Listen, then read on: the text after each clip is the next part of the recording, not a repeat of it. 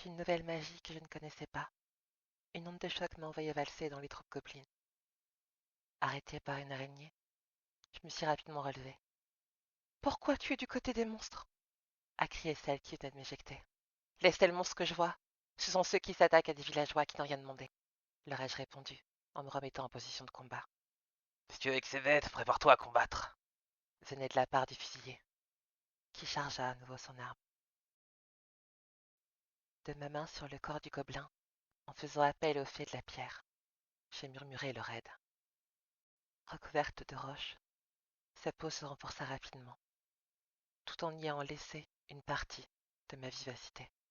C'était un mal pour un bien, mais s'il souhaitait survivre, je me devais d'agir au plus vite. Tout en ramassant un peu de poussière sur le sol ainsi que quelques cailloux, je me suis lancé sur celle qui se trouvait face à moi. D'une esquive sur le côté, j'ai évité son onde de choc. De ma poussière pour aveugler celui qui venait de recharger, j'en ai profité pour me diriger sur l'arbalétrier. Avant même que leur avant-garde ne s'en prenne à nouveau à moi, une araignée lui a sauté dessus. De sa lance, le gobelin monté en a profité pour la désarmer. Et juste à temps, j'ai esquivé un carreau d'arbalète.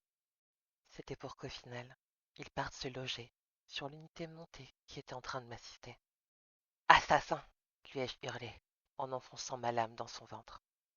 Ce que je n'avais pas compris à temps, c'était que le problème n'était pas celle qui protégeait à l'avant, mais son arme. De celle-ci, les deux araignées et le gobelin encore en vie se sont retrouvés éjectés contre les parois du mur pour finir par être sonnés.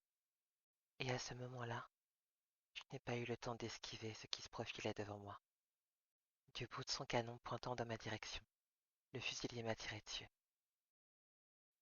On dit souvent que notre vie défile devant nos yeux à notre mort. Moi, c'est la promesse que j'avais faite qui m'a traversé l'esprit. De son doigt sur la détente, la balle vint pour se loger sur moi. Tremblante, j'ai fermé les yeux. Je n'avais pas le temps de prendre ma fiole pour les cas désespérés, et je suis devenu incapable de respirer.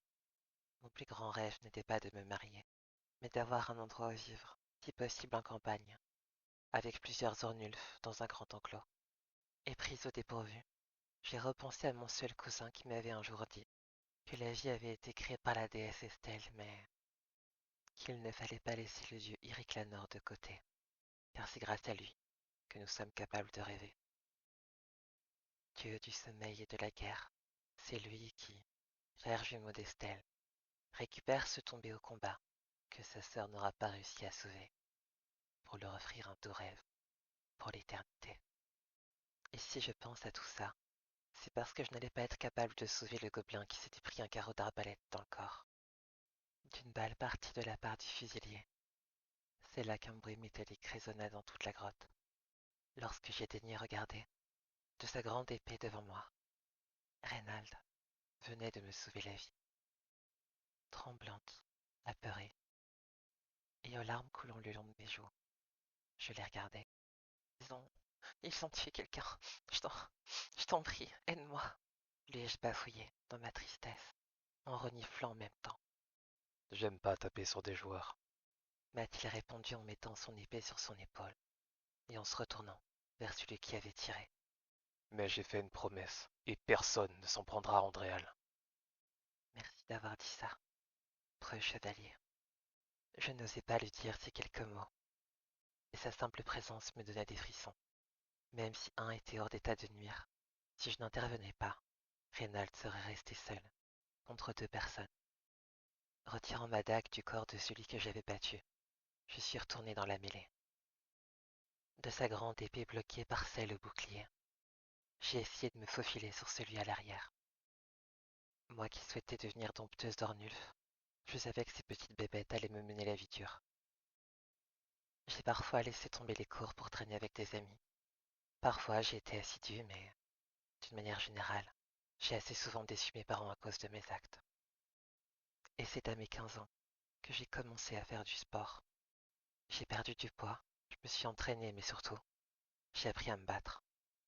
Nous, les chats, nous ne sommes peut-être pas les plus résistants, les plus endurants ou les plus forts, mais ce n'est pas pour rien qu'on compare félin et agilité.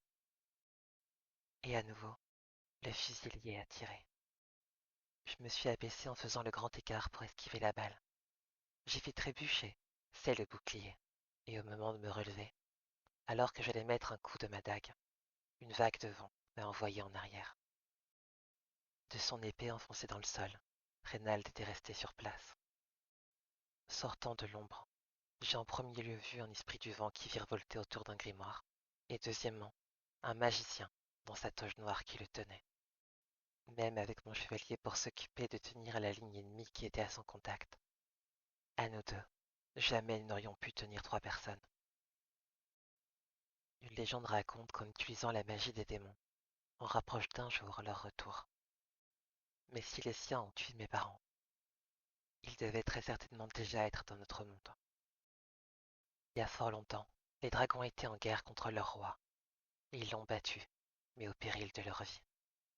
Si jamais quelqu'un venait à employer leur langage d'une manière ou d'une autre, furieux, on dit que le roi des démons viendra nous hanter, dans notre sommeil.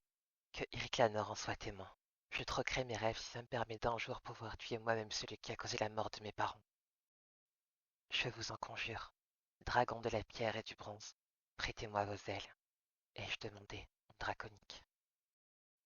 Tel un déclic en moi, j'eus l'impression qu'une porte s'était ouverte et jamais ne se refermera. À la couleur du cuivre, sortant de mes yeux maintenant devenus bruns, une buée est arrivée. J'ai entendu les fées rire autour de moi, mais celles-ci m'ont prêté leur pouvoir pendant l'espace d'un instant. J'ai senti mes veines bouillir, mon cœur devenir aussi dur que l'acier, mais surtout, cloué au sol, j'ai pointé Reynald du doigt. Va, preux chevalier, ai-je crié. Ses courts cheveux se sont mis à briller, sa lame s'est recouverte d'une fine couche de bronze et son armure est devenue de pierre. C'est là qu'il a poussé un cri qui résonna dans toute la grotte, à en faire trembler les murs. Du côté plat de sa lame, il a éjecté le bouclier si fort qu'elle en a perdu la vie sur le coup. D'une balle qui lui a été tirée dessus, celle-ci est tombée au sol, et une vague de vent lui caressa l'armure, la même que celle qui m'avait envoyé au loin. Comme si de rien n'était, même si sa rage s'était terminée à cause que je n'avais presque plus de pouvoir en moi. Il embrocha à la fois les 2 ennemis encore debout. Je suis rapidement parti soigner les gobelins et les araignées avec le peu de magie que j'avais encore.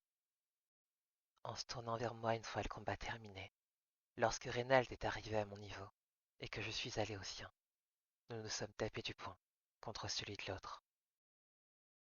Je t'attendrai à la nuit tombée. Quelqu'un que je n'avais jamais rencontré venait de murmurer ces mots dans ma tête.